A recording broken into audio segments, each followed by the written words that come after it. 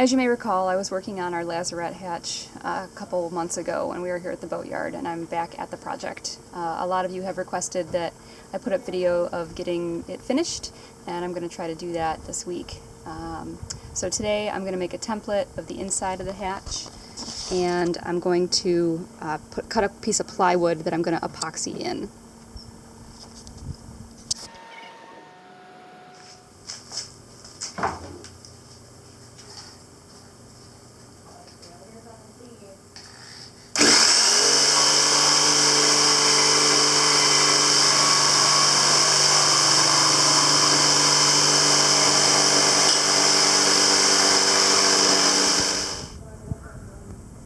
Alright, I just finished cutting out this piece of plywood, and it looks like it's going to fit pretty well.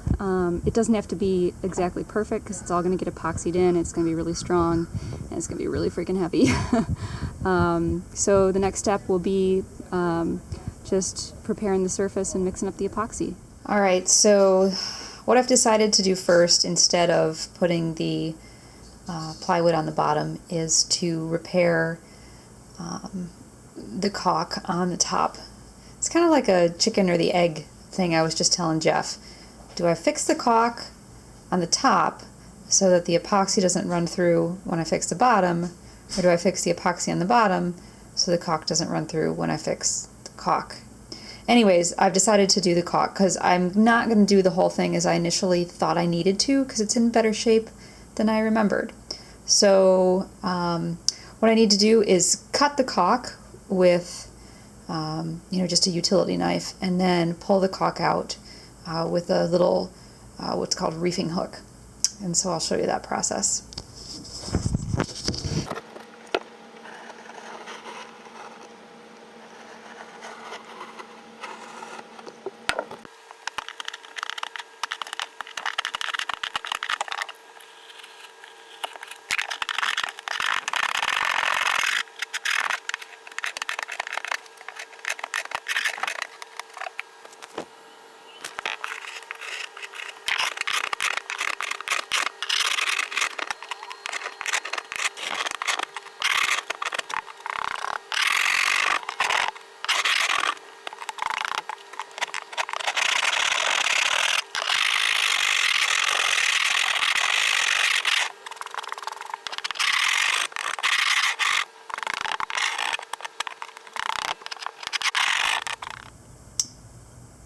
Alright, so this is what it looks like after the initial scraping.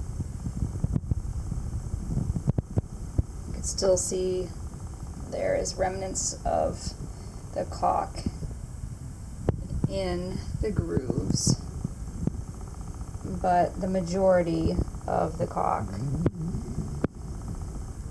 is now out.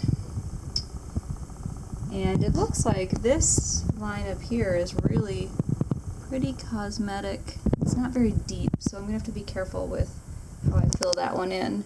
It's deeper down here than it is up here. Alright, I've made a little makeshift sander out of some 60 grit. 80 grit would probably be a little better, but I'm going to use 60 grit. Sandpaper, duct tape, and a plastic spatula. So this will fit perfectly into the grooves here, and I can get out the rest of that caulk this way.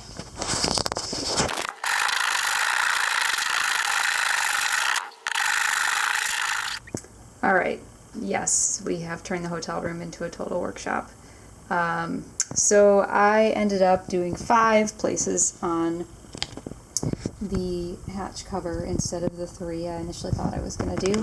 Jeff came in and took a peek at what I was working on, and initially he wanted me to do the whole thing, but I suggested to him that we just try doing some of the parts of this because it's the first time we're doing it. Let's see how it works, and the rest of it's not in that bad a shape. So I have sanded all of these out, all these areas, and I'm going to clean them with some acetone, and then I'm going to put the caulk in.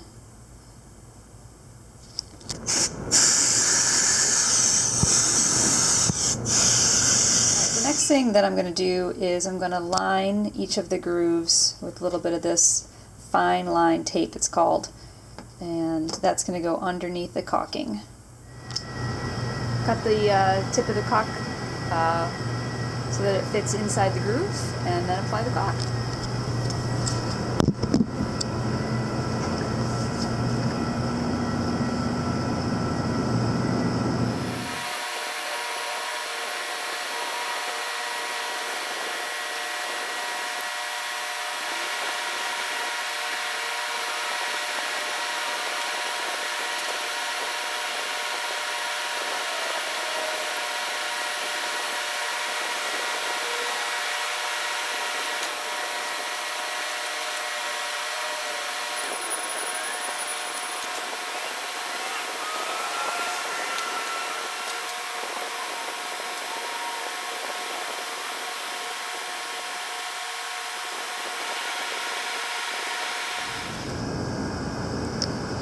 Alright, so this is what it looks like after I have run the putty knife over the top of it and smoothed it out, and now it needs to cure for 48 hours. I forgot to mention, before you let this dry, you want to pull up all the painter's tape, and you'll have nice clean lines when you do that. You can see I've already pulled up one here.